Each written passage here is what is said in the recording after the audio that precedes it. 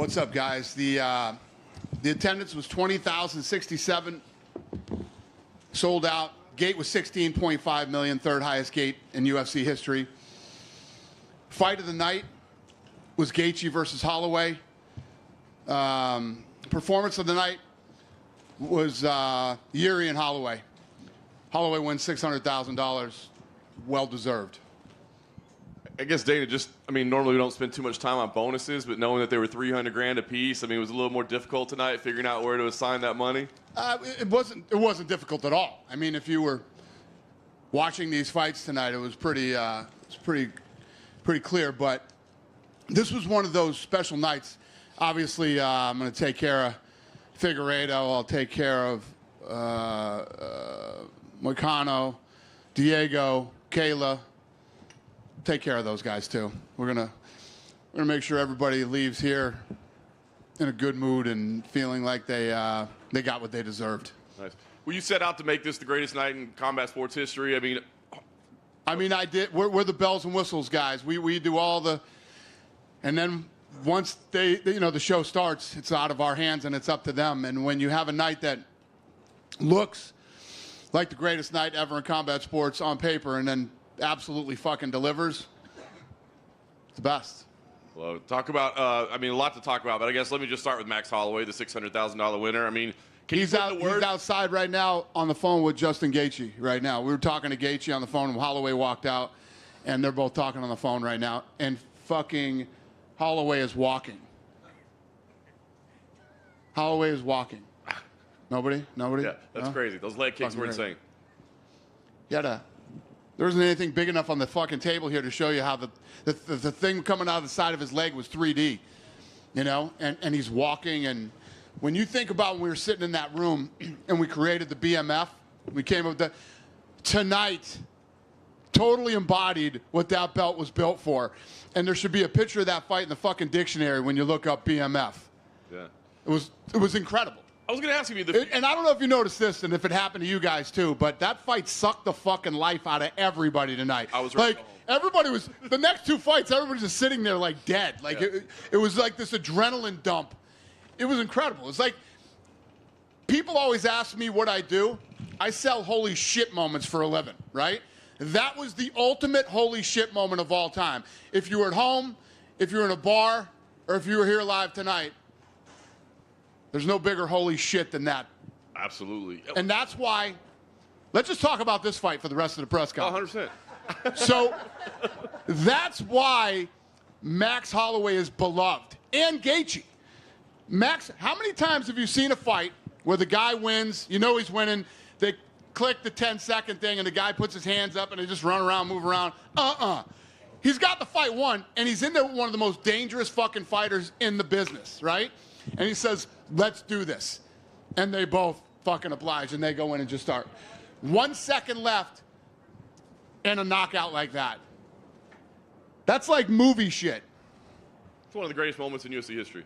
It's the fight of the year. If something beats that fight of the year, holy shit. I don't want to see the two guys that are involved in that fight at the end of the fight. I love it. Well, you talked about the BMF title, right? In the beginning, it was one and done, and, people, is it a gimmick or whatever? But like you said, what we saw out there tonight was insane. Does this change your perception of the I never said it was a gimmick. I fucking did it. Right? I didn't say it was a gimmick. I don't give a shit what anybody else says. Yeah. Fuck you. Tonight, that's what the fucking BMF is all about, and I'm glad we did that belt, and, yeah. So Max is calling for here to stay. A featherweight title, a lightweight title. You'd probably take them both in the same night. What do you do with Max Holloway now? The guy is just an unbelievable star. Yeah, I don't know. We'll put something good together for him. And I agree with you. He was a star coming in here, and he took himself to an entirely different level after tonight, man. Tonight was a career-defining moment for a guy who has already accomplished so many great things, One of the greatest featherweights of all time, and if not the greatest, and what he did tonight. Right. Like you said. He's always talking about how he's got the best hands in the UFC, and then he does what he does tonight. So, yeah, fucking awesome, man. I can't say enough good things about both of those guys and that fight. it would be easy to talk about only that. Last thing I'll ask, I just want to ask you about Alex Mejia in the main event. A pretty good accomplishment there as well, defending that belt. What do you think about his performance? And he reveals, hey, man, Brazil would be nice. Heavyweight would be nice. So what do you think of his performance, and what do you think of where he goes? Because he's becoming a huge star, too. Yeah, he looked awesome because I have a lot of respect for Jamal, too. And let me tell you what, Jamal didn't come in here, thinking Jamal came to win, thought he was going to win. And the other thing, I don't know if you guys don't know this yet, but I'll tell you, I just found out when I went up in the octagon because I saw him messing around with his foot. He broke his toe 2 weeks ago, and he fought tonight with a broken toe. I thought he broke his toe in the fight, and his team's like, no, he broke his fight 2 weeks ago, and he's like, yeah, I ain't losing this opportunity for a fucking pinky toe. That's what he said. So props to him for that, too. And, yes, he's a big star. And I mean, do you entertain heavyweight? Incredible for Brazil. Don't lie. Don't any of you fucking guys lie to me. Who thought Max was going to win tonight? Raise your hand. All right. Yeah. I wrote it. So when you think about him moving up to heavyweight, you got Jones, you got Aspinall, and the list goes on and on in that heavyweight division. Heavyweight division is nasty. I don't know if that's the right move for him. He looked damn good tonight in the division he's in. So I think you might want to stick around there for a minute. But I don't know. These are all things that we'll talk about for the next 15 Tuesdays. You know what I mean? So we'll get it figured out. Dana, you posted the finish to Max and Justin on your social media. So obviously that's a pay-per-view finish that you let people see for free. Do you do that just because you're so excited and you want to share it, or because you think this can make Max into a massive star just using a separate... How do you not post that? I mean that needs to be shared. We posted it. ESPN posted it. We all posted it. Yeah. You probably all posted it too. If you didn't, fucking post it. It's officially permission. In the co-main event... I'm getting notes.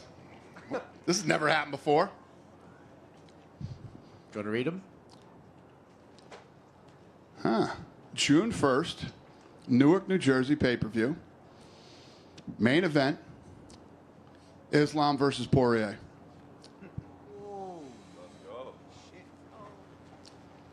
Co-main event, 5 rounds, Strickland versus Costa.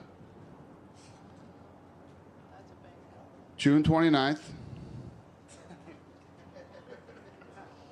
Conor versus Chandler. 5 rounds, 170 pounds. Who's got the next question? I'll take it. Dana, thank you for just dropping that little nugget on us. The Conor Chandler fight, obviously a fight that's been in the works for ages.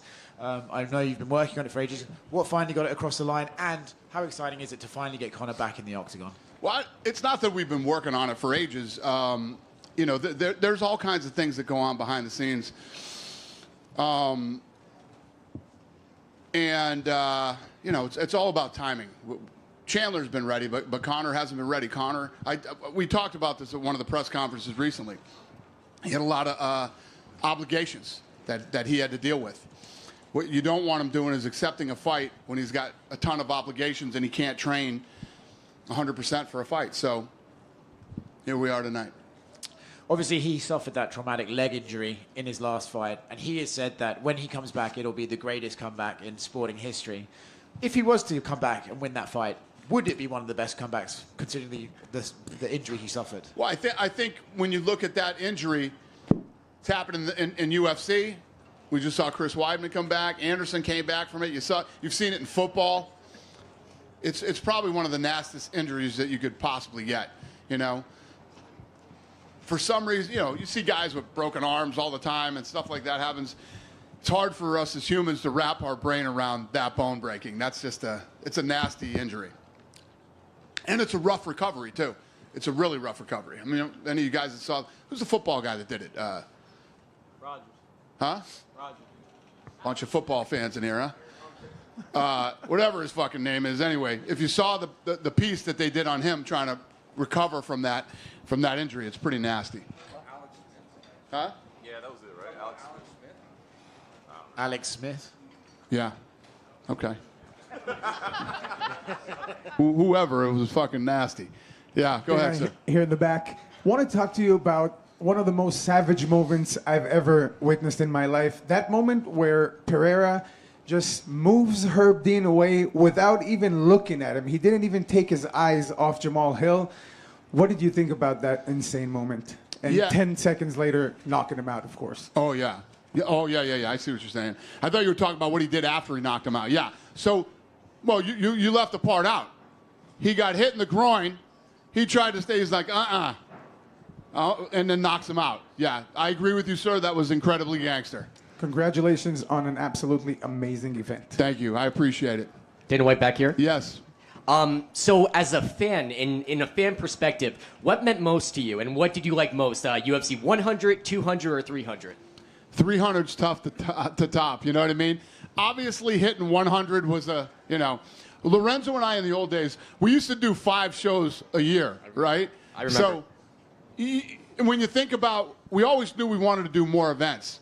Never do you think that you're going to end up doing. Every time we would try to push and do more, everybody would say, you can't do it. That's too many fights. Then the fans and the media start to go, it's too much now. And when you're putting on great fights, there's never too many fights. As long as you're putting on good quality fights, there's never too many. So Lorenzo and I never dreamed in a million years.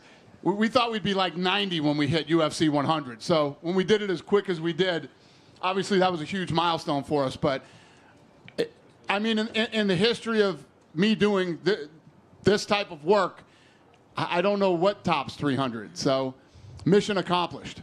And from a promoter standpoint, do you ever just take a look back and say, okay, when I first became the president of the company, when we first purchased the company, did you ever fathom that you would get to 300 events? I mean, and did you ever give yourself your own flowers for what you have accomplished and what you have done for the sport? I mean, every single major promotion fell by the wayside, especially the ones that were bigger at the time, maybe Pride. But, do you ever give yourself your flowers and give yourself a pat on the back for what you have done for the sport and just take a look back? And I say this all the time. I have no rearview mirrors in life. I just keep looking forward, and I'm always thinking about how much bigger it can be and what else we need to do. And I don't ever think about that stuff. Obviously, I'm very happy with what we've accomplished, and me and my team. And I think that every year that we keep beating what we did last year and we keep becoming more successful, me and my team become closer and stronger every year. And that's a very scary thing. And one more question from me. Mark Coleman, obviously with the BMF title, he's now a hero in not just wrestling and the MMA community, but hero across the world. He's a superhero. I love him. So do you plan on continuing the relationship with him, especially because what he has done for the sport and part of that generation to help build the sport to what it is today? Nah, not that he just did what he did. I'm going to fucking kick him to the curb and never talk to him again. Nah, I'm done with Mark Coleman. Of course I'm going to have a great relationship with Mark Coleman. He's one of the nicest guys in the world. He's a legend in the sport. He just saved, his parents from a burning building and went back in and tried to get the dog, and could have died. Mark's been through a lot of things in his life. He's battled some demons, and he won, or he's winning, I should say, right now. I don't know if you ever win battling demons, but he's winning. And I think he's got a great relationship with his kids, and he's in a good place, man. So I'm happy for him. It was an honor to honor him tonight. Awesome. Dana, just down to your right. Dana? Yep. I believe you said after the power slam.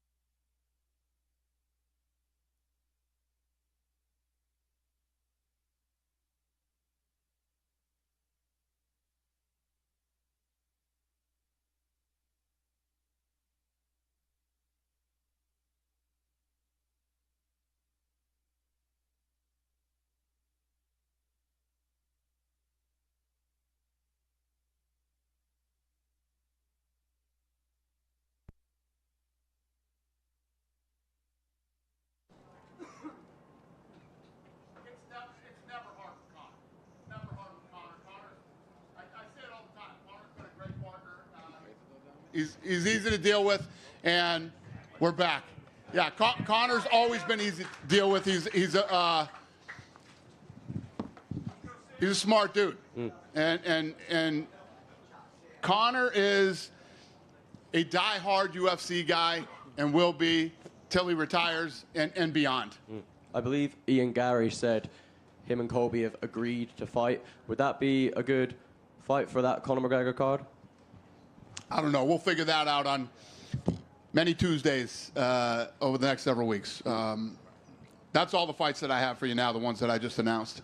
And just wondering if you saw Amanda Nunes' reaction to I it. did. I like it.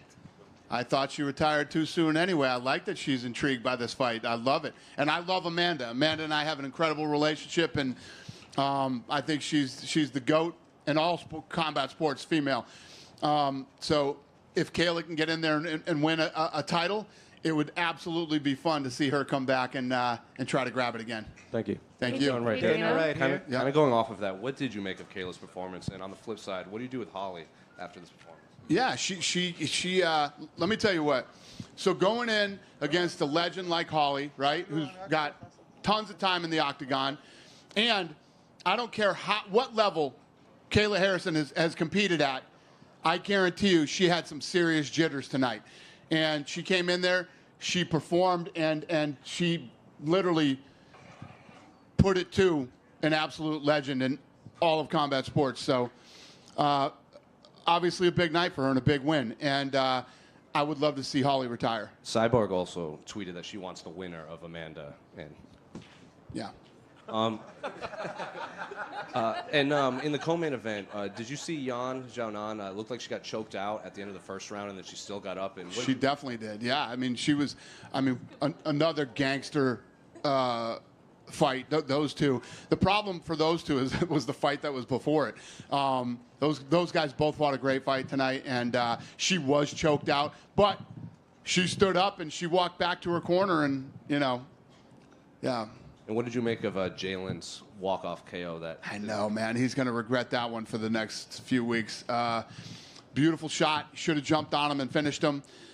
And, yeah, I feel sorry for the kid. And then Diego Lopes wants to fight June 29th against Movzar, and then he wants to fight in the Sphere against someone like Ilya O'Brien or someone like that. I love it. I love it. We'll see what happens. Listen, how badass is that kid? How fun and exciting is he? That kid's going to be an absolute superstar. So, listen, when guys say, hey, I want to fight here, there, and everywhere, I love that shit. So I'm looking forward to it. Dana, any update going back to Canada at all? Canadian fans are wondering. Not right here off the top of my head. I can't think of any. No.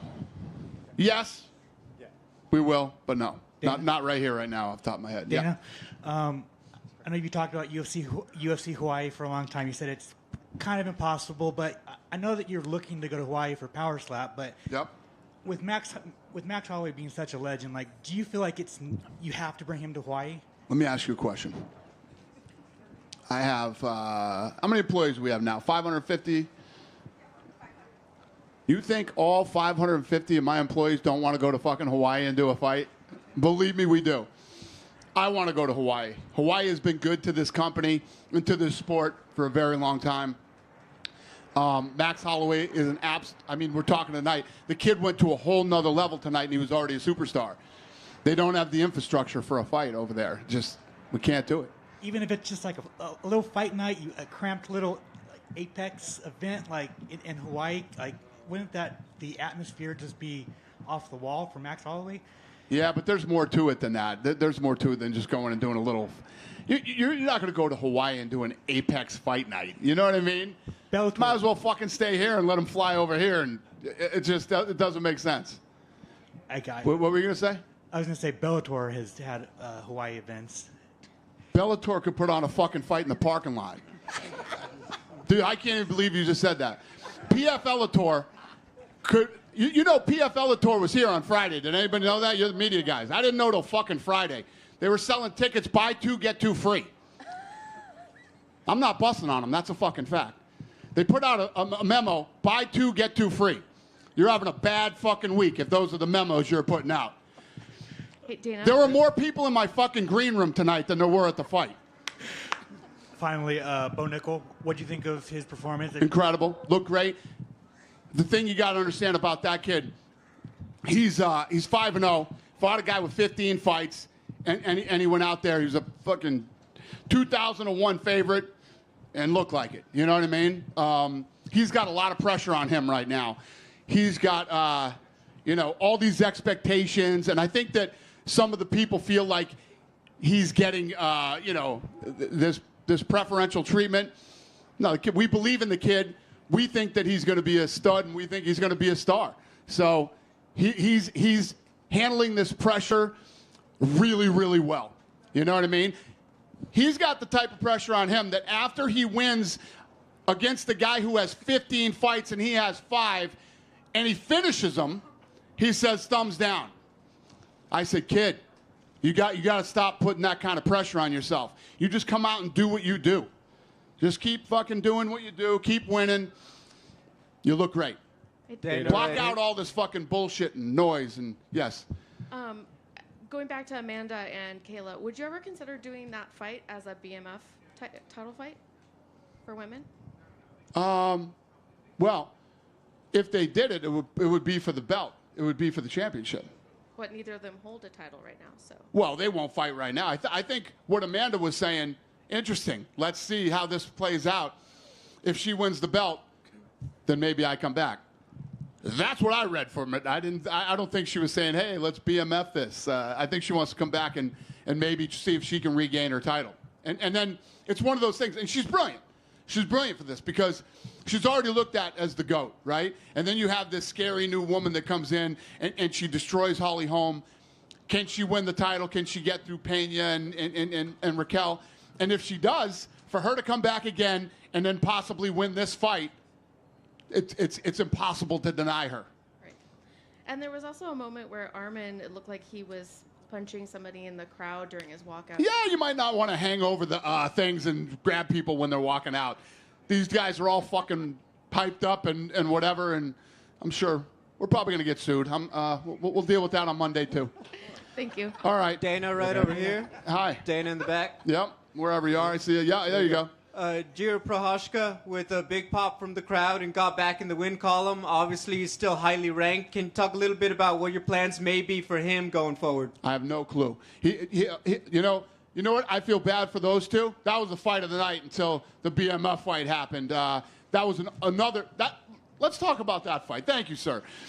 These poor kids, they went out there and fucking went to war, man. I mean, Rakic looked incredible. He was picking them apart. Prochazka comes back and wins the fight. You know, place is going crazy. Unbelievable fight. That was fight of the night until the insanity happened, for the BMF. So, yes, both those guys looked incredible. They both came out and laid it all out. And I'm happy for Prochazka. He's an absolute set. Plus, talk about leg kicks. I mean, his leg was done. He was done, and he pulls out the win in that fight. Real quick on Zhang Weili. Obviously, she's been on a roll for quite a while now. We know there was a China event that got rescheduled. Is there a possibility we could bring her back to China for an event, or do you see her maybe in the U.S. still? I have no idea. We're working on a bunch of other places that we're going to go this year. I don't know if China is on the schedule yet or not. We're still kind of mapping out the end of the year. Thank you. Dana, over here. Yep. Now that Conor and Chandler's official, was there any talk about showing like a graphic or video in front of the arena with the fans, or was that too last minute? Yeah, no. That's all internet bullshit. Internet bullshit. And obviously, Aljamain Sterling made his featherweight debut today against Calvin Kattar. While the fans didn't find it the most aesthetically pleasing, I want to just get your thoughts on his debut at 145 pounds. Anytime you move up weight and you win, especially against a tough guy like Calvin, and I thought that. Here's what I will say about Aljo. I thought that he made Calvin look slow, Not a fan favorite on UFC 300, but moving up in weight and taking on a tough, gritty guy like Calvin is always a good win. And speaking of fan favorites on UFC 300, I know you've been a part of many great fights and moments. Where do you rank those final 10 seconds between Max Holloway and Justin Gaethje amongst the moments you've seen in person? The whole fight, let alone the 10 seconds. But the last 10 seconds is the type of Arturo Gatti shit that I always talk about that fight fans love. There's a reason that people love Gaethje and Holloway the way that they do, and that's it right there. When you're a fight fan, that's like a dream, two guys like that. Two guys like that squaring off and facing each other. Broken nose, fucking eye pokes, legs all busted up. Guys way out in head. There's no denying who's, you sit there and go, Holloway won this fight. He says, let's do it. Let's go right in the middle. And they both do it. You'll see a lot of guys that'll go, oh, we're going to go right in the middle. We're going to do this. And then the fight starts and maybe not. Right? And there's a lot of guys that try to do come on, let's go do this. When you have two savages like those two that go out and just do it, it's just, you couldn't script that. If you saw it in a movie, you'd call bullshit on it. Last one for me. I see you're wearing the UFC PI Mexico shirt. They just announced the UFC Academy over there with 19 athletes from Mexico and Latin America representing. So how big is that for the next step of continued growth in MMA out there in Mexico and Latin America? Yeah, it went really well down there. The combine that they did, and basically the team that worked down there in the combine came back and told me, holy shit, wait till you see what's going to happen down here in the next couple of years, which I already knew. Yeah, it's incredible. I'm really looking forward to the future with Mexico. Dana, Thank you. You talk a little bit about that last 10 seconds with Justin and Max. We saw a little bit of that with Jim Miller and Bobby Green, and Jim Miller obviously didn't get it done tonight, but this historic streak of 100, 200, 300, how impressive is his longevity and what he did tonight? Yeah, great point. Great point. And again, two more warriors that went out tonight and just went for it. And yeah, he was on a bad receiving end of that Bobby Green fight. I just saw a picture of him in the hospital right now. His face is not good. Yeah, there's going to be some people that are sore over the next couple of weeks, man. Everybody showed up tonight. Yep. And I talked to Islam Makhachev a few weeks ago, and he was very adamant. He just wanted to fight June 1st. He didn't care who. Did you have the Poirier fight done coming into tonight, or was there a possibility if one of these lightweight fights went smooth and those guys wanted to turn around, were they in the running? There were a couple other options, yeah. We were looking at other people too. Okay. And I appreciate you dropping PFL Tour. I actually coined that one. So. Yeah, thank you. Dana, to your right. Yeah. The pacing of all the way over to your... Hi. Hey there. The pacing of the show was a little bit different tonight, and I suspect it's because you had an enormous level of advertisers that were being crammed into the broadcast. Can you compare maybe 200 to where you are now and how different it is? How did you feel the pacing was different than a regular show? It felt a little bit slower. Really? Felt a little bit slower, both in the... I had them. Have you ever been to a boxing event, ma'am? Listen. There's fucking 45 minutes to an hour between fights. The walk-in is an hour and 15 minutes. The list goes on and on. I thought that the pace of the show tonight was just like any other night. Obviously, we have advertisements and commitments that we have, but we keep a pretty fast pace when we do fights. But in retrospect, how do you feel about the difference between, let's say, 200 and 300, and how much easier it is to be in the marketplace as UFC, as a combat sports operation, and having those kind of partnerships? I mean, it hasn't been that long ago where you couldn't even go to New York City. No, you're right. And it took, when I was talking about Power Slap has been around for 14 months. They have more sponsors than UFC did in 7 years.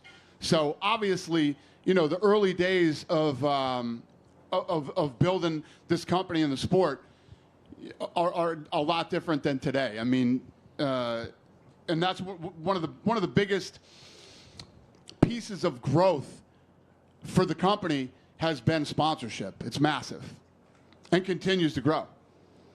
Just one more for me. So we're talking about having UFC in the Sphere for Mexican Independence Day weekend. Recently, Matchroom has floated the idea of perhaps bringing Katie Taylor and Amanda Serrano as their rematch into the Sphere, maybe as early as June. How do you feel about that? And I know that it's been a big deal to be the first combat sports operation to go into the Sphere. I love Eddie Hearn. I consider him a friend. Ain't happening. Sorry, Eddie. Love you, buddy. You can go in the Sphere in October. Dana, down here, Dana, right? You said earlier this week that you think that in the future, eventually, you would be able to top this event because you have a history of topping your biggest events. Do you think, after seeing tonight, that that's going to be possible? That's a great question, brother. And here we are again. I say this all the time. How do we beat 300. I don't know. I don't know the answer to that question, but we're going to find out. You were very generous with the news of 301, 302, and 303. Any update on 304, which is potentially rumored for the UK? Which is the UK fight? Yes. Yeah, no, we have nothing done yet, but I pretty much said already we're going to Manchester. We don't have a deal done. We don't have anything done yet, but we're going to Manchester. And let me just remind you all what it's like to be in Manchester. One of the greatest events that I've ever been to was when we first went into Manchester. That place is awesome. The fans, the crowd, you know. I'm looking very forward to that. You mentioned, obviously, that time it was 2:04, I believe, but that was at 3 o'clock in the morning. Will it be at a normal time in the UK? We don't have a deal done yet. I don't know anything yet. All right, thank you. Thank you. Dana, currently Weili and Yan's fight attract over 30 billion views social media back in China. From your perspective, 30 billion views among social media. So from your perspective, how big is the fight, impact to the Asian marketing for you? Great question. Sir, where are you from? From China. I figured that, but where are you from?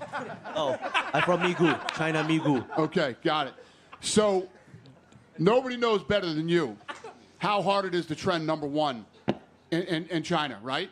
We've been #1 for 2 days trending in China. Exactly. Which is unbelievable. And yes, this was a massive sporting event in China. This is like the first time we've done well in China. This is the first time we've really broken through in China. And like, I didn't know the 30 billion. So thank you. Yeah, it's been incredible. No problem, sir. Yeah. Just follow up at the questions, like, probably not this year, but how soon you want to bring the UFC back to China after? Yeah, somebody asked me that earlier. I don't know exactly when we're heading back there, but a night like tonight doesn't hurt, and yeah, it's all good. I'm excited. Thank you, Dana. Thank you, sir. One more, last one. Right here. What's up, buddy? I want to ask you about the in entertainment environment with the bracelets and everything, everyone on their wrists and everything like that, with lights going along with the show, the atmosphere and stuff like that. What did you make of it? I made it. What's the question? What did I make of it? I made it. In terms That's what we do. Your expectation versus the reality of it. It was awesome. So you know what I did during one of the fights? People always ask me this question. I watch the monitor. I watch very little of the actual live. I'll look up every once in a while, and I'm on my phone the whole fucking time. People think I'm like I don't give a shit about the fights. All I care about is the production, the live production in-house, and the television production. So tonight, I left during one of the fights and came back to my green room and watched it. We have a big screen back there, and I watched it on TV. And with the lights and all, it was incredible. It looked incredible on TV. Just like I always say about Power Slap and obviously UFC, the production is incredibly important to me. It's the only things that I really focus on a daily basis is finding young, up-and-coming talent, making sure we put on the right fights in the right place at the right time, and in-house live television production in-house production and live television production. That's what I focus on literally every day in the office, and other little bullshit here and there, but that's my main focus. So when we have an event like tonight, and you look at young talent that's on the card tonight, how they performed, how the thing looked in-house and how it felt, the energy and the buzz, and how it looked on television, right? And then you look at the fights that delivered tonight. You couldn't have a bigger fucking home run than tonight. So I hope I answered your question. You did. And a quick follow-up about Dreykus. He was seen in the crowd and everything like that. Do you have any plans on where you're going to have him, who he's going to fight, if it's going to be Izzy or the winner of Whitaker, Chimaev, anything like that? We're working on it. Thank you. Thank you. Thanks, everybody. Have a great night.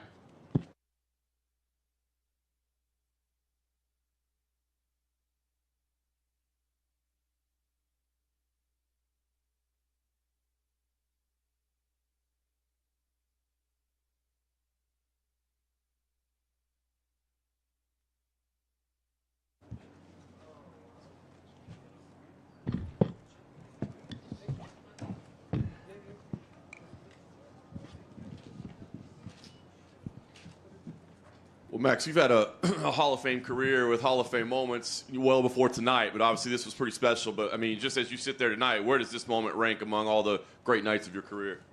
For me personally, second. Second, man. Nothing like going out to Rio, fighting the King of Rio, getting an undisputed title against him is amazing. But, you know, being here, you know, just shout out to Justin Gaethje, brother. He had everything to lose. Everything to lose. He still took this fight. UFC 300, the biggest fight card for the next decade, probably. And to go out there to do what we did, you know, we both got paid, so I'm happy for that. And even the fans, you know, the fans pushing him for this fight, Justin accepting the fight, getting my floor shorts, crazy championship-like walk. So, you know, it was just an amazing night. Obviously, the end of the first round, that turning sidekick did a lot of damage to him, but then you kept throwing that throughout the night. Was that because of the success you had the first time, or was that something you keyed in on in the game plan coming in?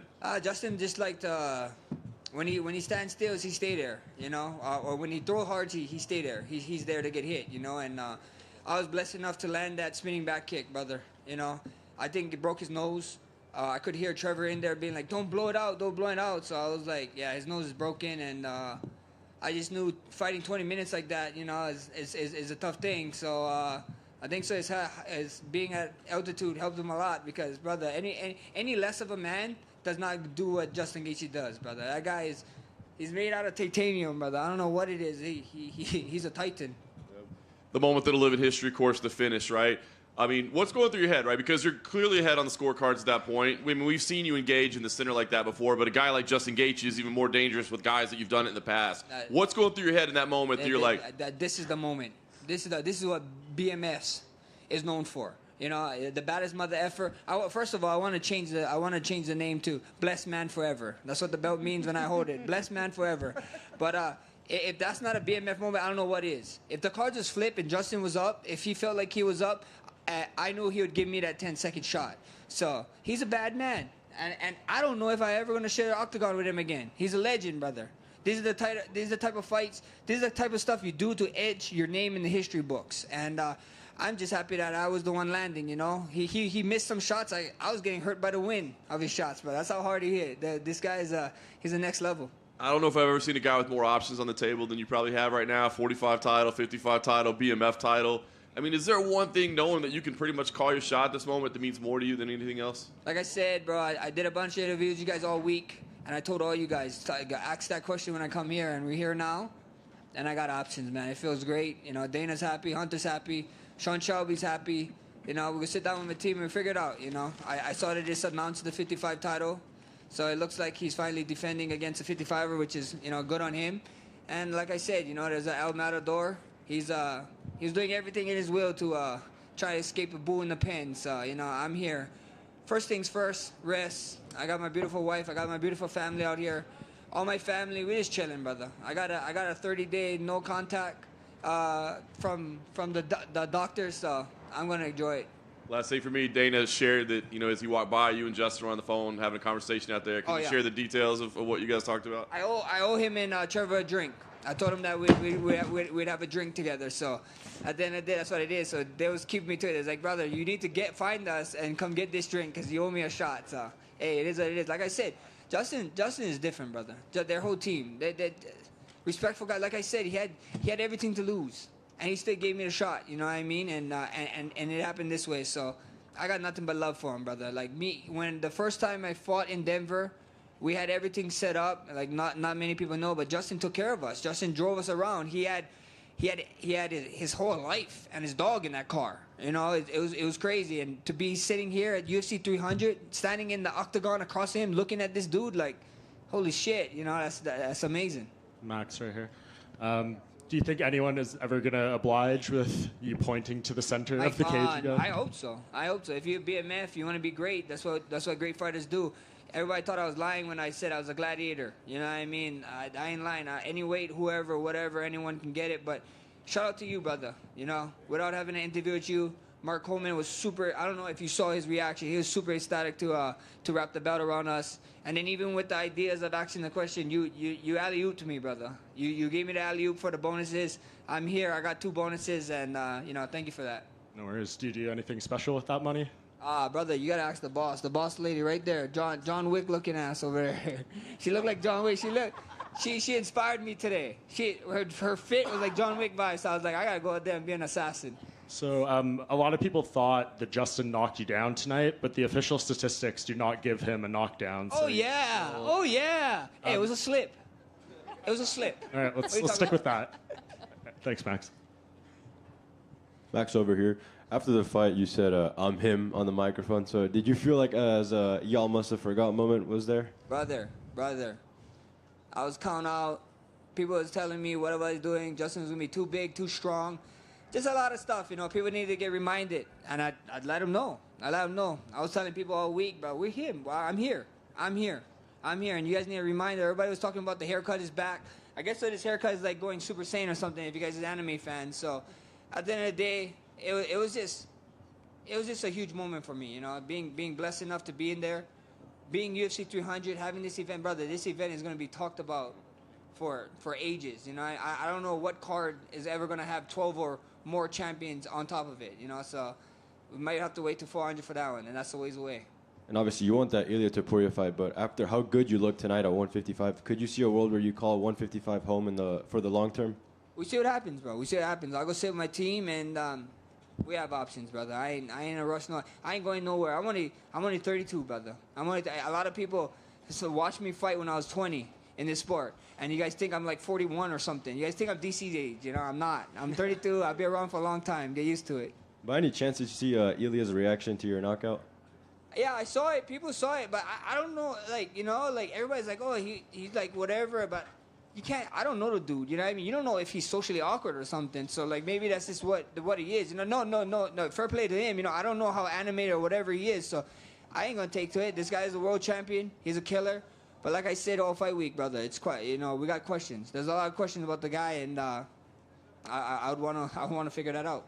Last one for me. Dana was just in here and said that Hawaii probably doesn't have the necessary infrastructure to host a big UFC event. So is that something you're going to be pushing for until you call it? Nah, I'm over that, brother. If there is one stadium that I think that they could hold us in, but I don't think I'd be able to fight. It'd have to be like UFC 300 tickets, and I wouldn't feel right paying my people paying that kind of money to watch me fight. So there could be a UFC Hawaii. You know, we got a bunch of other Hawaii fighters. We got Dan coming up. Hopefully, he can get the UFC Hawaii card for him. You know, so at the end of the day, this is like the 9th island. You know, you guys saw in there how much Hawaiian flags you guys saw there, right? This is like Hawaii to me. If Ilya is the next one, I know they can't get in Spain to next year. And if they're not doing and if they moved on from Alex and they want to go at me, why not Legion Stadium? 66,000 people. This is like UFC Hawaii right here. I feel right at home, so that'd be huge. Max in the front, right here. Ilya actually just did an interview with ESPN, and his quote was, "It's clear for me my next fight is against Max Holloway. Congratulations and enjoy tonight. But after fighting me, he will have to go back to the back of the line."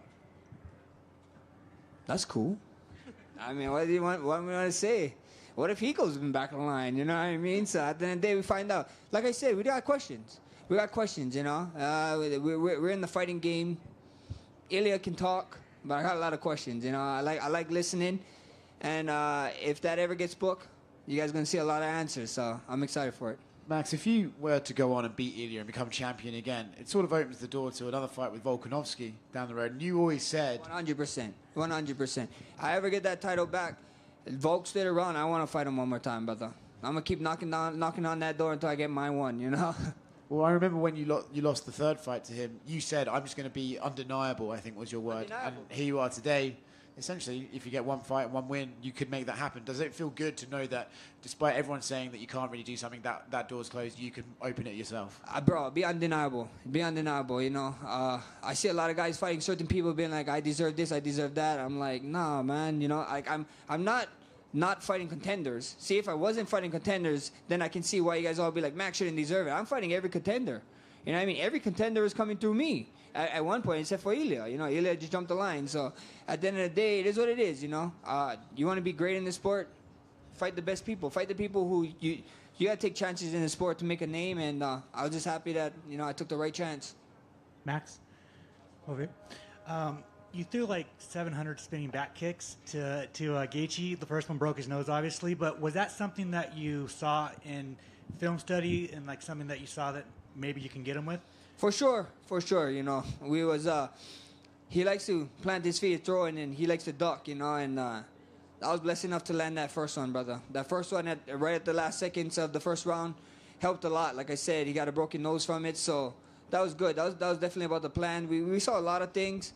Justin's a little quicker than I thought he would be, but like everybody said, that guy hit hard, brother. It's very hard. So you know, I'm glad I got to come out of this kind of unscathed. The leg is kind of stiff, but it is what it is. And you know, obviously, you say you have options. You have Ilya. You have the winner of Islam Poirier. Conor and Chandler just got announced tonight. Is that a fight that you're going to keep your eyes on? Brother, we got options, brother.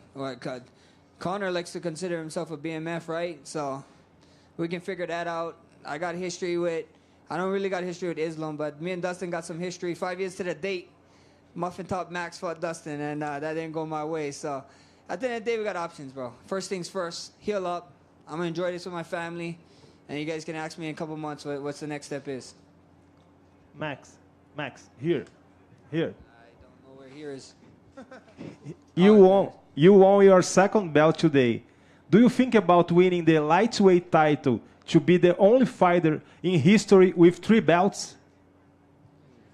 I mean, if it's history, let me do it. You got to ask Dana White. You ask Dana White them that. If it's history, it's history. I know right now I hold the history for winning an interim, undisputed, and now the BMF, so why not, you know? I want to be great. I want my face to be edge in the record book, so if that's the next step, that's the next step.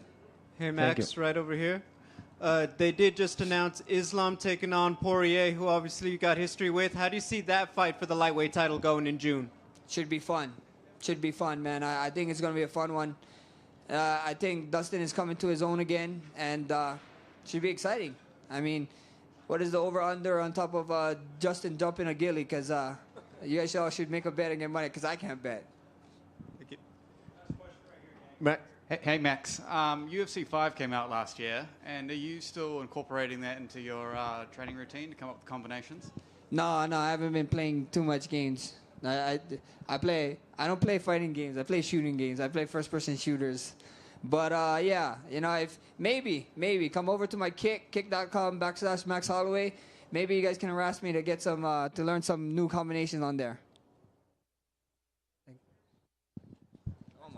One more. Last one, brother. Max, I caught up with the great Brian Stan outside, and we were talking about you, and he agrees with me, man. Why go backwards? You look tremendous. I did a side-by-side piece.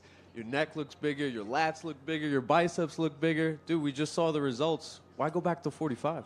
Because I got unfinished business, brother. I got unfinished business. A lot of people is talking about Ela like the next big thing, and I want to taste, brother. So we see what happens, though. You never know what happens, brother.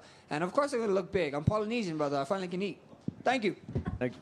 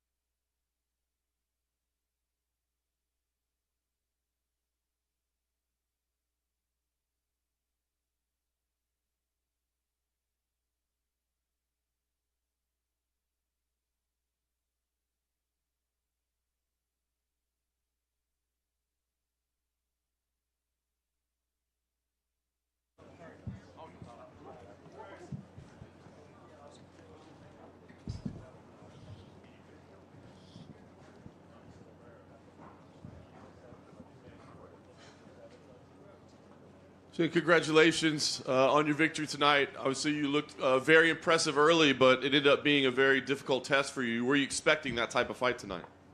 首先，恭喜你今天取得了胜利。今天的这个比赛，其实后来好像看的还是打得挺艰难的，这是不是你所预期到的？是的，今天的比赛非常艰难，我知道小南现在非常厉害，然后这2年他进步的非常非常多，他的柔术啊，他的这个抓反击的能力非常强。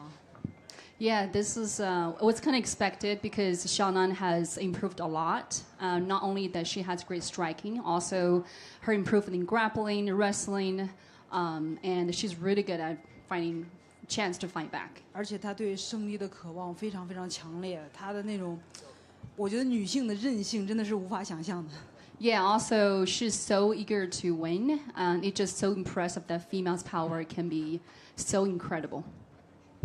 Watching from the outside, I thought for sure the fight was over at the end of the first round.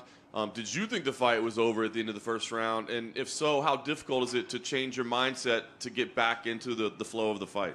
从我们旁观者来看，觉得第一局的时候那个裸脚已经是小南晕过去了。那么从你这个第一人称的视角来看，你当时觉得自己已经赢了，但是你发现他又起来了，你觉得这个是不是挺难接受的一个过程？对我第一回合晕了，然后那个结束的时候是小南已经晕了，然后但当时那个铃声响了，我不知道裁判会怎么判，但是第2回合小南很快就缓过来了，他缓得太快了，我觉得。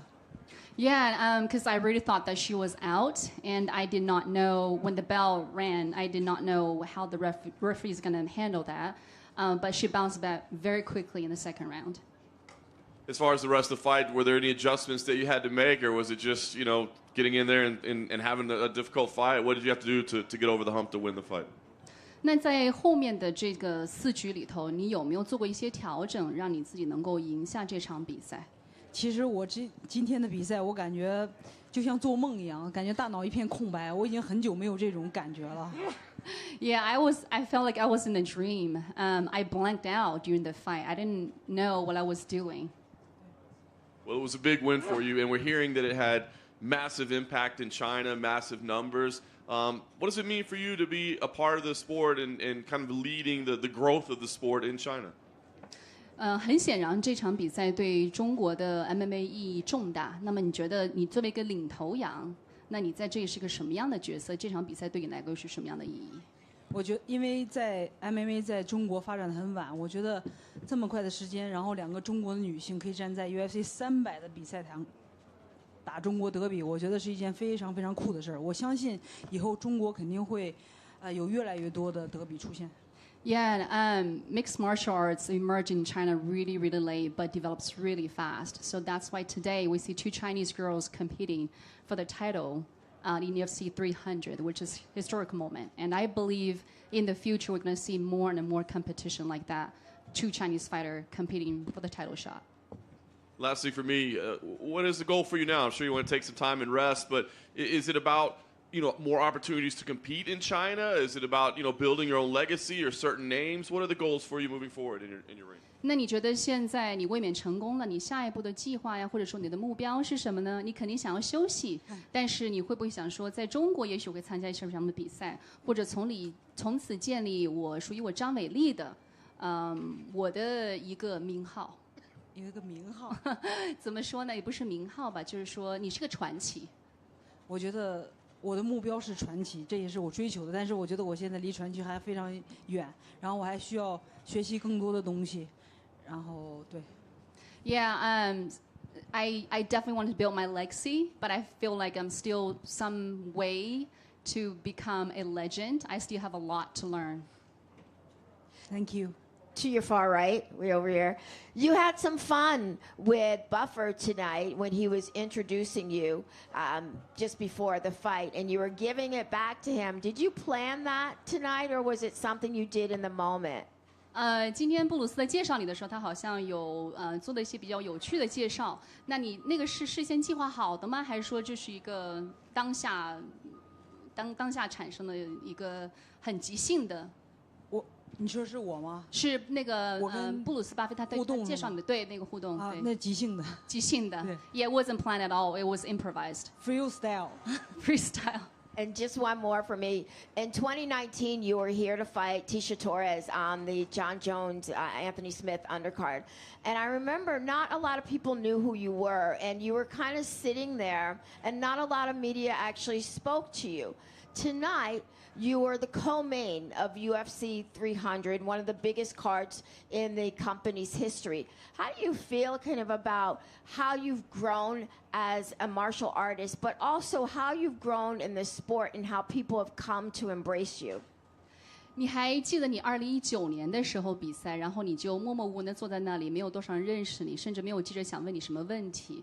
那么现在5年之后，你现在是个联合主赛，在 UFC 300，你觉得这一路走来对于你来说意味着什么？然后你有什么样的感想？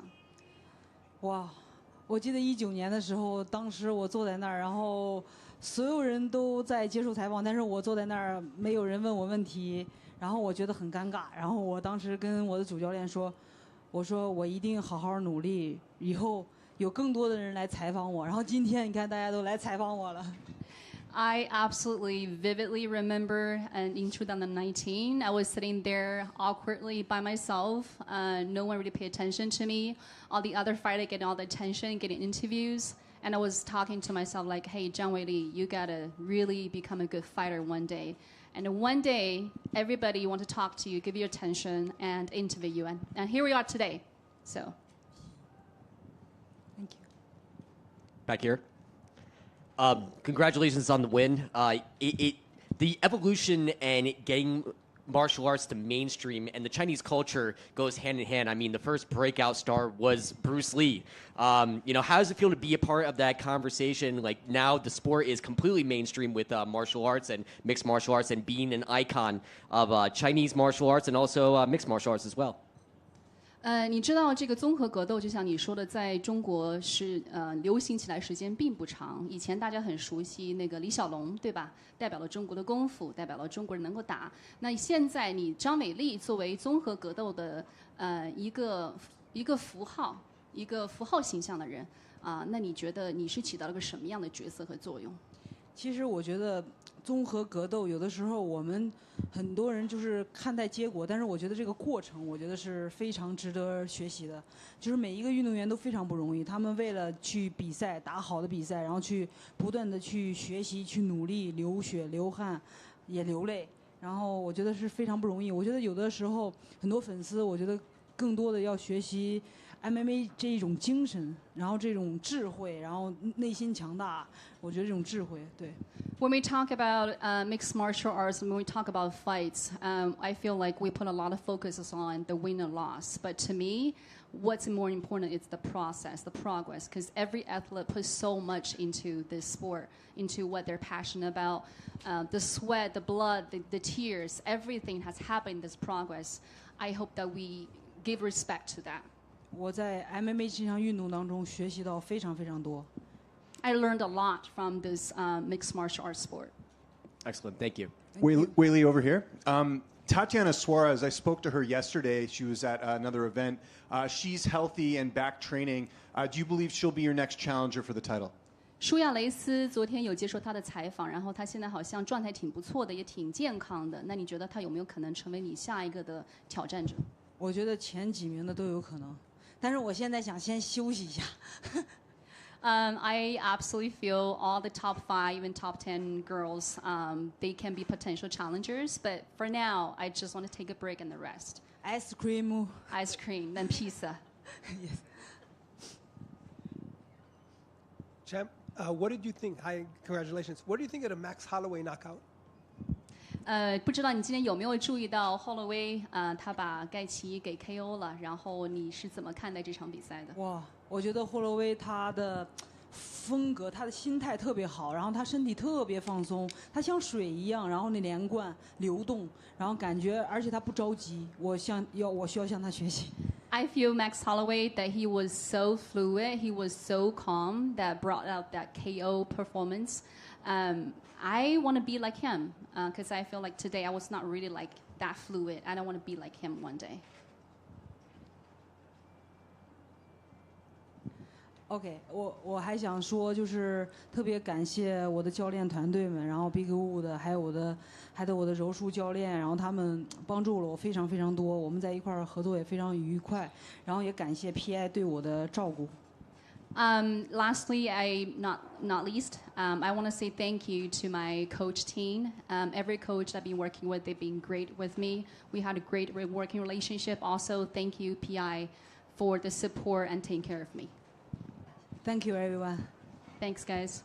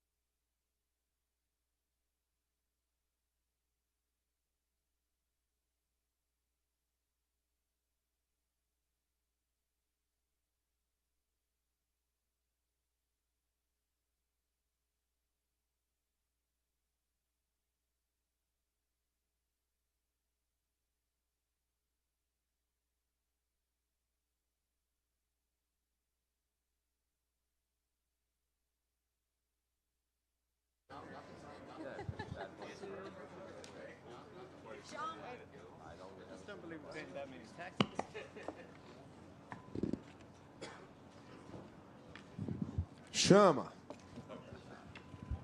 Alex, congratulations. Obviously, a huge win for you. First round finish, UFC 300, but I mean, you've had nothing but big moments in your career so far, it seems. So, where does this one rank among your big fights so far? Parabéns, Alex, pela vitória. Ganhou de nocaute aí rápido, primeiro round no UFC 300. Mais um dos seus grandes nocautes, né? Mas você já teve vários grandes momentos da sua carreira também. Onde você coloca aí no ranking dos seus maiores momentos na sua carreira esse nocaute aí de todos? Bom, toda luta, todo nocaute, para mim é especial, né? Bom, essa luta aqui, me perguntaram na semana qual que seria a luta especial. Eu sempre falo que é a próxima. Claro que eu tenho muitas memórias, muitos momentos que, pô, me deixou muito feliz. Mas esse momento de hoje eu estou curtindo muito, né?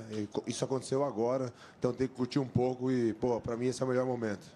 Well, all my moments are special, and they are special. But I always say my best moment still to be the next moment. But this was a very special night for me. Still sinking everything in. I want to enjoy this a little bit more, and then to enjoy the next one. We find out now that there were some challenges, an injury coming in, a broken toe, I guess. How did that happen, and how much did that affect your preparation and your performance tonight? Ficaram sabendo já que você veio para cá já com o dedo quebrado. Como é que isso afetou a sua preparação para a luta? Estão sabendo já? Bom, foi difícil. 2 semanas aí antes da luta, né? Pô, a gente sabe ali que a gente já fez todo um trabalho, né? Mas você tem que segurar a onda ali para não afetar a sua mente, né? Porque todo o trabalho já tinha feito já, né? Quando eu quebrei o dedo, naquele momento eu já tinha que estar diminuindo os treinos. Ali seria o último treino forte, foi o que aconteceu. Mas, pô, eu tomei cuidado para isso não afetar minha mente e deu tudo certo. Eu vim aqui e fiz um bom trabalho. Well, I don't know how you guys know, but that happened in the next couple of weeks, and it's not something that I had to pull out the fight. I had to push through. It actually happened on the moment on my camp that I had to be slowing down my training, so I had to just push through. Right before the knockout tonight, you took a growing strike. You just kind of pushed Herb Dean away. What was going on in your mind at that point that you didn't take a second and reset? Did you know that you were about to, potentially land a knockout, or what was going through your mind at that point? Logo antes do nocaute, você tomou um golpe baixo, né? O Herb Dean veio, mas você colocou a mão nele para ele não parar e você foi para dentro e nocauteou. Você sentiu ali que o nocaute estava próximo? Bom, ali eu tava achando a distância, chutando as pernas, chutando a perna da frente, pô, já mal um canhoto. Dificulta um pouco, né? Todo mundo sabe, pô, pra mim lutar com destro é melhor, mas eu tava me achando ali, pô, vocês estavam vendo, eu errei alguns chutes ali, mas achando a distância, machucando ele ali pra acertar ele de mão. E foi o que aconteceu. Quando tava encurralando ele me acertou aquele golpe, mas foi um golpe suportável e eu achei melhor eu continuar para não sair da estratégia e para não dar tempo de ele pensar. No, definitely, because I was starting to find my distance. I started using leg kicks from the beginning so I could find his distance. He's a southpaw, so it's a little harder. My game plan was to start throwing hands after that. So and then he threw the groin shot, but did not really hurt me too much. So I chose to just keep pushing so I do not have to reset the distance, capitalize the moment. And then you have the knockout, and there was the meme celebration there. That felt a little bit emotional, maybe a little bit personal. What was the genesis behind the meme there? Aí você fez o nocaute e fez aquela meme no final. Aquilo foi um negócio meio emocional, meio do que ele fez com você, né? Se você levou pro coração. Você acha que foi algo assim que... Por que você fez isso aí? Ali foi algo pensado. Eu falei com a minha equipe, eu falei, pô, se acontecer assim um nocaute, lógico que eu tava em mente ali para os 5 rounds, mas se acontecesse um nocaute ali, eu iria fazer isso, né? Porque ele falou que me respeitava em um dia, no outro dia ele faltou com respeito e todo mundo sabe da minha postura ali em cima do octógono. Eu sempre respeito os meus adversários, que eu sei que o quanto é difícil estar ali em cima e fazer aquele trabalho, mas ele me desrespeitou e foi o mínimo que eu podia fazer. Potan. Well, like I spoke with my team before, that I went to 5 rounds, but if the knockout would have happened, that's what I was going to do. He behaved not too good. He started with respectful during the week, and then he did what he did during the press conference and the weigh-in. So, honestly, the least that I could do was just that to him. And last thing I just want to ask, you mentioned, potentially heavyweight, potentially fighting in Brazil. You're a huge superstar now. How will you make decisions moving forward? Is it about records, legacy, money? How will you decide what you do next? Bom, falou também de lutar no Brasil, né? E agora você é um superstar, né? E já ganhou o cinturão. O que te motiva a continuar lutando agora assim para frente ao dinheiro, a defesa do cinturão? O que você tem em mente próximo? Bom, acho que tudo, né, cara? Eu gosto de fazer isso, mas estou ganhando meu dinheiro, né? Isso faz parte do meu trabalho, né? É muito sacrifício, né? Todo mundo gosta, né? Mas quando você chega nessa situação, né, nesse status. É claro que a gente precisa do dinheiro, a gente tem que manter, né, pô, uma vida de campeão, dar uma vida melhor para minha família. E é isso que eu tô procurando. Mas claro que eu quero lutar, né, falei de lutar no Brasil e isso não está no meu controle, mas eu já deixo aqui, né, exposto o que eu quero e vamos ver o que acontece. Well, definitely, but everything, not only money, but of course money motivates. I came here to give a better foundation for my family and keep, you know what I mean, doing better for them. So money is of course part of the game, but legacy too. And I spoke about fighting in Brazil, yeah, but it's not up to me, it's up to the organization, whatever they want to do. Alex in the front, right here. After your win, it looked like you got your black belt from Glover. I guess, were you surprised by that, and what did you think of getting your black belt? Depois da sua vitória, você ganhou a faixa preta do Glover. Você estava surpreso de ganhar a faixa preta? Bom, um pouco surpreso, né? Mas quando ele colocou ali junto com o Plínio na minha cintura, eu vi o quanto que eu mereço isso, né? Todo o esforço que eu venho fazendo, a minha dedicação, treinando com muitos faixa preta e tendo um grande resultado ali nos treinos, eu acho que eu mereço isso. Well, definitely surprised when they gave me, but you know what I mean. I've been training really hard and like the way that the way that they promote me over there, and the way that I see me doing, the way that I do on my trainings with all the black belts and high level guys. So I think something that I earned it. E dos que duvidam, rede social tá aí para falar quem quer fazer luta de grappling, né, jiu-jitsu, tô aí. And the ones that doubt, for the haters, social media is there, man. Invitational grappling, I'm on. Chama. And in terms of your combat career, where does getting your black belt rank in terms of all the belts you won? De todos os cinturões que você ganhou, onde você coloca a sua faixa preta no ranking? Não entendi. De todos os seus cinturões que você ganhou, qual a importância da sua faixa preta? Acho que tudo é importante, né? Desde o meu cinturão que eu ganhei no Brasil, né, até agora, tudo tem uma importância. Assim como eu ganhei, né, um cinturão, claro que é menor do que o do UFC ou de outros eventos, meu primeiro cinturão. Se eu não tivesse ganho isso, né, eu não teria construído uma história para chegar aqui e estar fazendo o que eu estou fazendo. Well, every belt for me that I got in my career is important. Even my first belt that I got, you know what I mean? Each one helped me to conquer and to build this career. So maybe without all the belts, I will not be here wearing this belt right now. Would you get a black belt tattoo? Só vai tatuar uma faixa preta? Talvez. Maybe. Alex, over here. Boa You're right. Tom Aspinall just posted a photo a few minutes ago of him looking at you from the crowd, kind of in the background there. I'm just curious what you think. There's no caption or anything. What do you think he's trying to say by posting this? Tom Aspinall postou essa foto alguns momentos atrás, sem legenda, sem nada, só postou aquilo ali. O que você acha que ele quis dizer com aquilo ali? Não dá para saber, não. Só ele pode responder isso. I don't know, man. Only him can respond to that. Do you think, are you interested in a fight with him? I know you mentioned heavyweight. Você mencionou peso pesado, estaria interessado em lutar com ele? Bom, disposto a lutar no peso pesado. Eu não vou dar nomes aqui, porque eu não sei, eu não tenho esse poder. Mas se eu falo, eu estou dentro da organização, se eu falo que eu quero fazer uma luta de peso pesado, quem eles achar que é melhor, eu vou lutar. Well, I said I want to fight a heavyweight. I'm not going to give names right here. I told them that I want to fight a heavyweight, so whoever they choose. Alex over here. In the back. Alex, congratulations on your victory.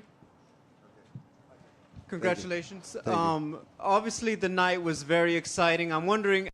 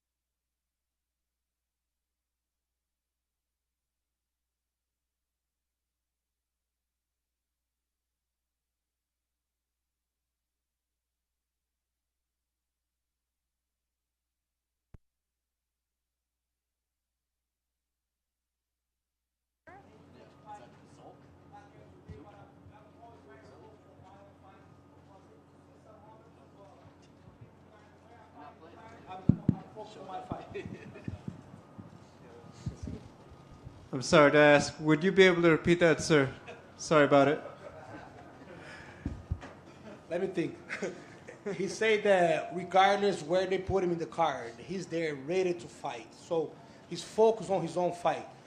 Sometimes he fought prelims, sometimes he fought regular fights, sometimes he fight main event. Tonight he was the main event, seeing everybody go through, but he's so focused on his fight, he was able to capitalize some moments, watch some moments from other fighters, but he's laser focused on himself on that fight. Thank you. Potan, Valmir Silva, canal Mais MMA. A estratégia era essa, definir no primeiro round. E comenta o golpe ali pra gente, você parece preparar a mão de trás, mas pega ele com a da frente ali. Comenta um pouquinho esse momento. Potan, was this a strategy to finish on the first round? Look like you fake a little bit, they were going to go with the right hand, then you caught him with the left. Talk about the moment with us. Bom, quando eu venho fazendo um trabalho muito bom com os meus chutes e todo mundo levou atenção ali para os meus chutes e eu sabia que ele estava esperto com isso para tentar me contragolpear ou pegar junto ali na hora do chute. Então eu estava tentando chutar ele numa distância um pouco mais longe, né? Onde vocês viram que eu estava errando os meus chutes na perna da frente dele. Mas eu sabia que ia chegar nesse momento, foi aonde que eu estava encurralando ele ali, ele me acertou aquele golpe baixo, né? E, pô, eu vi que o caminho era aquele e foi o que aconteceu. Well, everybody's aware of this point on my leg kicks. Everybody think that I'm going to go with that, be throwing leg kicks back and forth. I was able to set him up, stay on a longer range, so I was able to set myself up. You guys saw that I missed some kicks, but I knew that I was going to get to that moment.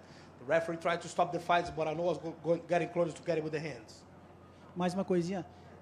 Você falou que quer lutar nos pesados, no UFC Rio, saiu ileso. Não gosta de falar nomes, mas já há uma negociação dos bastidores em caso de vitória, a equipe, o empresário falando com a organização? You say that you want to compete at heavyweight. I know you say that you don't want to throw names, but is there any conversations about a name with the organization? Somebody that your managers are talking, or somebody's talking about? Não, 100% ideia minha, né? É um desejo que eu tenho. Eu acho que eu tenho altura para isso, tenho força para isso. O peso talvez agora não, mas eu venho ganhando peso muito rápido, sem fazer um trabalho de força, mas se eu fizer um trabalho de força, com certeza eu chego, né, e eu chego bem. E é isso. No, that's fully my idea. No talks with the organization or nothing. I believe that I have the power and I have the height of a heavyweight.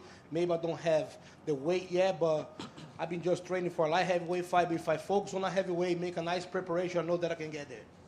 Potan, Potan, no UFC 295, eu perguntei para você sobre lutar no Brasil e no peso pesado, e você respondeu que ainda não era o momento.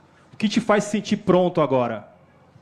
On UFC 295, I asked you about fighting in Brazil and fighting at heavyweight, and you said they were not ready for that yet. What makes you ready right now? Eu acho que a experiência, né? Eu venho treinando muito, o UFC 295, você falou, né? Então já tem um tempo, né? E, sou um cara que eu estou evoluindo muito e evoluo muito rápido. Então, acho que, eu vejo que é a hora e posso fazer isso. I think experience in everything, but I've been evolving a lot. I'm a guy that evolves fast. I've been evolving fast, so I think this is the time for it. No meio pesado, você acha que o Ankalaev é o próximo da fila? E se for, como que você acha que vai enfrentar um grappler como ele, que é um especialista nisso, e você agora ganhou a faixa preta? Como é que você acha que seria enfrentar ele? Well, if you defend the belt at light heavyweight, Ankalaev is supposed to be the next in line. How do you think we'll do with a guy that had that level of grappling, especially now that you won your black belt? Não, agora um pouco cedo para falar. Acabei de sair dessa disputa de cinturão, né? Da minha defesa, né? Mas, eu iria treinar, né? Para ele, da maneira correta, né? E, vocês viram aí, né? Se eu recebi a faixa preta, não foi para me agradar. O Glover é um cara assim, muito responsável, muito experiente. E ele sabe o que está fazendo. Não é porque eu sou campeão que ele vem para me agradar. Ele vê o quanto eu mereço e eles fizeram isso para mim. Well, I think it's a little too early to talk about opponents just for. But like you guys say, you guys saw, I just earned my black belt. You know, the Glover and the guys put the belt on my waist. They know that I'm ready. They see me every day, so it is what it is. Parabéns, você é o orgulho do MMA brasileiro. Cara. Congratulations, you're the pride of Brazilian MMA. Potan, queria te perguntar, cara, sobre a tua trajetória. A gente sabe que se a gente parar aqui para enumerar tudo que você fez no UFC, a gente não termina hoje, né? São feitos até inacreditáveis. Você saiu dos médios, foi para os meio pesados e agora está falando de ir para os pesados. Essa busca pelo desafio é algo também que te engrandece como atleta, como lutador, de se desafiar? Well, congratulations for another achievement. You are guys that have been multiple achievements on your career. That if we keep naming, it's going to be too much.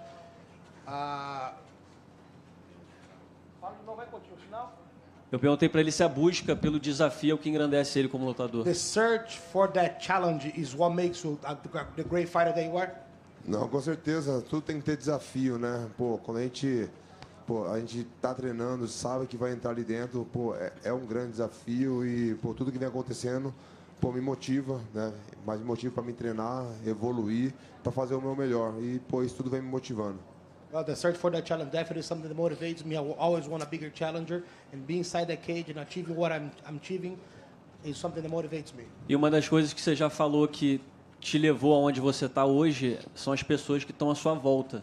Se não existisse, o Glover é o mais expressivo que a galera fala mais, mas são várias pessoas que te colocam os teus pés no chão, te colocam no teu lugar. Mas se não existisse essas pessoas, o que você acha que seria do Poatan hoje? Well, you also named that your success is also thanks to the people that you have around you. Glover is the one that, you know what I mean, with more expression, but there's many other ones around that keep you grounded. What do you think would be from Poatan without those people today? Não, com certeza, né? Sozinho a gente não vai para lugar nenhum. A gente pode chegar ali até certo ponto, mas talvez não pode, a gente não consiga ir adiante. Mas eu acho que eu fiz tudo certo, desde os meus empresários, quando eu conheci o Ed Joinha, as coisas já começaram a mudar. Eu vejo que são pessoas muito responsáveis, inteligentes e, pô, me direcionou muitas coisas. Assim me direcionou, né, o meu encontro, né, para ir treinar com o Glover. Então as coisas vêm dando muito certo, igual o Plínio mesmo, desde 2016, 2017 a gente, pô, tá junto, né, desde o Glory, né, então assim, pô, eu tenho pessoas do meu lado, né, de confiança, né, há um bom tempo, pô, a gente tá com o Lee também, trabalhando um bom tempo, pô, são pessoas que eu escolho estar do meu lado e pessoas boas, então as coisas vêm dando certo. Well, you can get so far by yourself. Everything starts also like with the people that I choose around me, starting with my managers, George and Ed. When the moment that I chose them, my career started changing. They're the one that put me in contact with Glover, and everything started changing from there. I've been with Plínio since Glory, since 2015, 2016, been by my side for a long time too. Also, Lee been with me for a while, so that's the key of my success. Alex.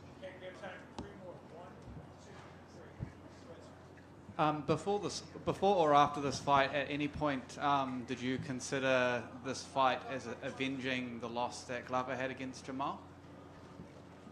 At any point before or after the fight, has part of this been about getting that loss back for Glover that he lost against Jamal? Algum ponto antes ou depois dessa luta tinha sido pessoal para você para vingar o Glover? Não, nada pessoal. Pô, todo mundo me perguntava isso e, pô, sou um cara muito centrado ali, eu tenho a minha estratégia. Né? Quando a gente leva muito as coisas pro coração, às vezes a gente acaba fazendo besteira, saindo da estratégia. E, pô, eu enfrentei o Jamal como um adversário que nunca tem enfrentado o Glover, um amigo meu. E, pô, as coisas deu certo. Pô, eu penso dessa forma e continuo pensando dessa forma porque as coisas vêm dando certo. No, I came here focused to fight him, no revenge, no nothing in my head. I believe that when you take things so much to the heart, you end up screwing it up. So I came here just like if Jamal had never fought Glover before. Congratulations. Alex down here to your right. Did you have an opportunity to watch the fight between Yuri and Alexander? Você teve a oportunidade de assistir a luta do Yuri pro Haas? Não, não assisti. Eu vi alguns lances ali. Pô, acho que quando eu cheguei aqui foi 6 horas da noite e, pô, eu vi alguns lances, mas eu tava muito focado na minha luta, pô, me aquecendo ali e, pô, tava focado. Então eu vi lances só, não vi nada. I'm gonna be honest, I saw some highlights, just very few moments because I got here late today, right? Like over 6 p.m. And then from there on, I was just focused on my own fight. Yuri seems to think that he's done enough to earn a rematch with you. Do you think that that's the case, or will you think you have to get one more? O Yuri pensa que ele fez o suficiente para ganhar uma revanche contra você, para estar lutando com você de novo. Você acha que ele fez o suficiente ou que ele tem que lutar mais uma? Bom, não depende de mim. Se a organização quiser colocar o próximo, para mim não importa, né? Eu só acho que é um pouco meio sem sentido, né? A gente está lutando, pô, com muitas pessoas aí para para estar lutando comigo. Acho que se colocar para o público, para as pessoas que gostam de ver eu lutar, eu acho que não gostaria de ver essa luta. Eu vejo muitas pessoas falando de outros atletas que, pô, esse vai me dar trabalho, esse vai dificultar. E é o que as pessoas querem ver, entendeu? Pô, muitas pessoas são fãs e, pô, não vai escolher, eu quero um cara mais fraco que é pro Alex ganhar. Pô, eu não quero enganar fã, tô aqui para fazer o meu trabalho. Se eles acham que, pô, eu tenho que fazer essa luta e eu tenho que provar que eu sou melhor para eles. Well, it doesn't depend on me. It's not up to me. It's up to the organization. But honest, doesn't make too much sense for me. I want to fight the biggest challenge. I want to fight the guys that I didn't fight yet. The guy that defends say, this is the guy to stop Alex Pereira. This is the next one that's going to give him trouble. It's not for me. It's not something that I'm going to fight guys that I already fought before. They're like not great challenges. Whoever defends think there's a good challenge for me, I'll fight. Thank you.